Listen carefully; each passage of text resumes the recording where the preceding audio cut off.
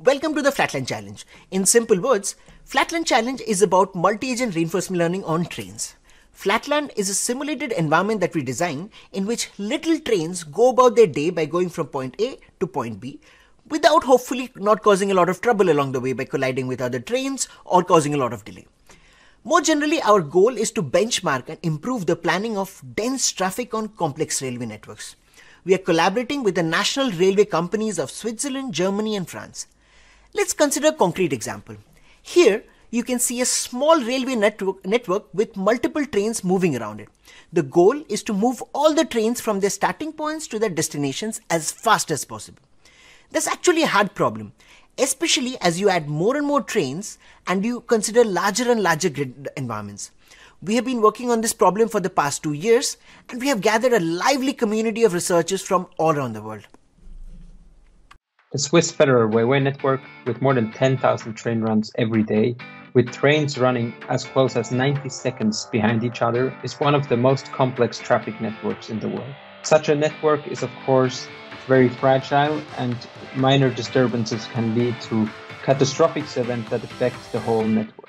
Current operations research approaches are not able to scale to the full complexity of the network, and we are not able to find optimal solutions for any occurring situations for the whole network. Therefore, we need to subdivide the problem into smaller problems. The dynamics, however, of our network are long-lasting, and effects have to be looked at a global scale.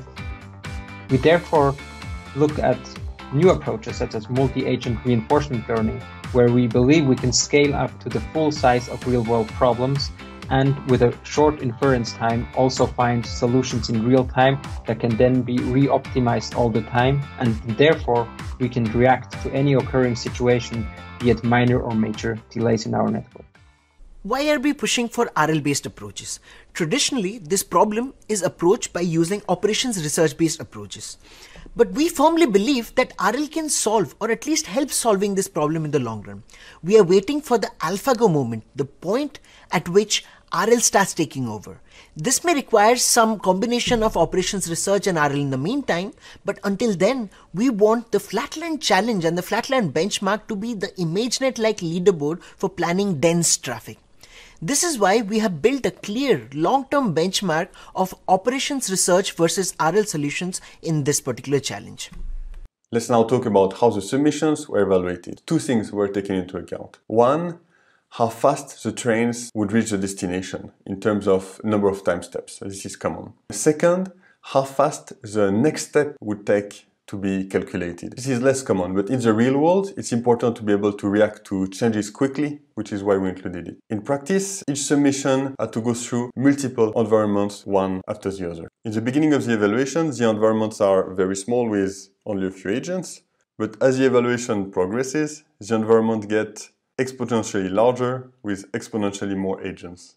This way we can test how well the submission scales.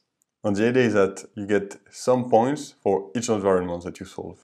The evaluation stops either if less than 25% of the trains reach their destination during an episode, or after 8 hours of evaluation, whichever comes first. So if you want your submission to score well, that means that it needs to come up with good routes. This way each episode takes a short amount of time, and you can perform more episodes in 8 hours. And these routes need to be computed as quickly as possible. This way, again, you're able to perform more episodes because you spend less time waiting for the next action to perform. To encourage participants to use reinforcement learning, we also provided multiple baselines. A simple DQN-based starter kit, and we also provided more advanced baselines based on the RLib framework. We implemented state-of-the-art methods like Apex, PPO with centralized critic, or imitation learning using DQFD. In both cases, the training can be done in Google Colab, so you don't need to have access to a big workstation or a university cluster to try things out. In total, we received over 2,000 submissions from almost 700 participants coming from 51 different countries. In many cases, we could see fights between teams that would be a few points apart, switching places, chasing each other. Here are the scores from the top RL submissions. And here are the scores from the top OR submissions as well. As you can see, OR is still far ahead. The size of the environment grows exponentially during the evaluation. So the difference between 200 and 210 points is much larger than between 100 and 110 points.